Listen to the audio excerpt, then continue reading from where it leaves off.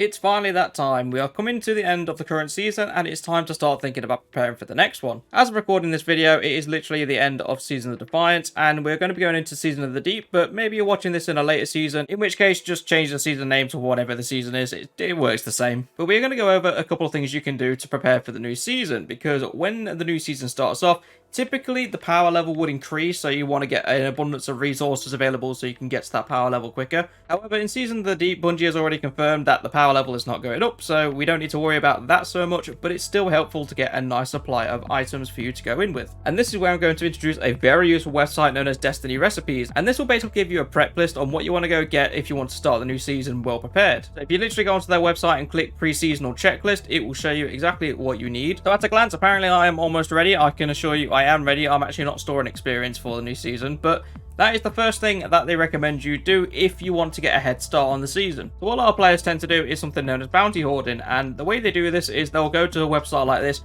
or perhaps they'll know it off the top of their head, but they can see which bounties give a lot of experience. So for example, if you take the Cosmodrome ones, they are 12,000 a piece and very easy to do. They are pretty much a favourite amongst anyone who does bounty boost, and they will tend to stock them out all the way up to 63, which is the maximum amount of quests / bounties you're allowed to have. But the main reason they do this is so when the new season starts, they can go straight from level 1 to like level 15, and when they do that, they actually unlock quite a few perks on the artifact mod, which then gives them a head start above everybody else. Obviously, it's not a necessary thing to do, but if you feel like you should do this, then by all means go for it.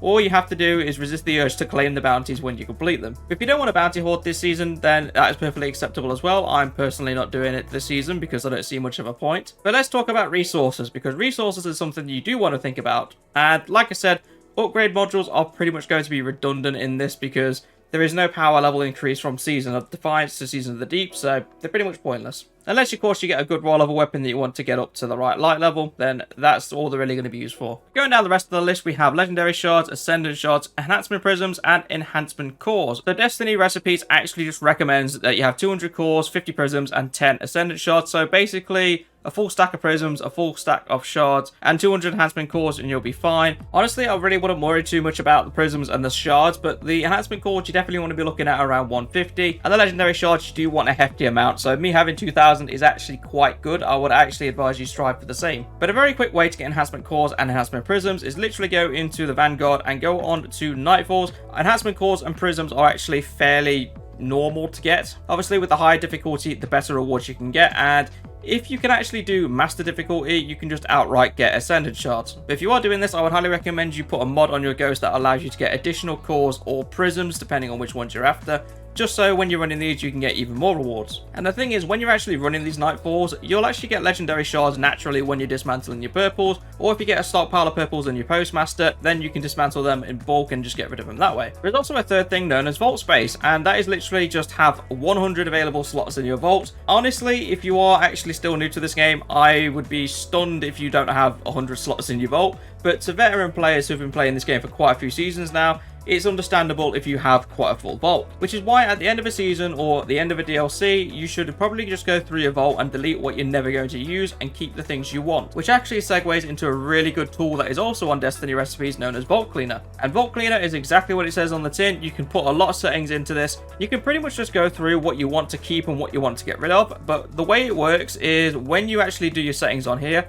the items that you want to keep will be locked, but the ones you want to get rid of will just remain unlocked, so you'll know which ones to delete and which ones to keep. Another thing that you want to think about is that your Guardian rank is going to reset in the next season. So what I'd highly advise is if you have any of your active loadouts in these bottom 4 slots, then I'd really recommend that you move up to the top 6 slots, because when you go back to the next season, you'll go back to rank 6, and these 4 slots will be relocked when the new season starts. This could end up just locking you out of your loadouts, and it's not really a game-breaking thing, it's just a headache if anything, but it's also a good way to manage your loadouts and make sure you're using the ones that you actually want to use. And as a final note for any of the more veteran players, or if you are chasing guildings yourself as a new player, then make sure your current seals are gilded if you want to gild them, because in the new season they obviously reset, which means you might just lose out on all that progress. For example, I've got Champ here. I literally just need to get another 34 points and I've gilded the seal. I intend to do that today, but it's definitely something to keep in mind as the season end comes closer and closer. And the final thing I'm going to talk about when it comes to preparing for the new season is obviously the season pass. If you had bought the season pass, then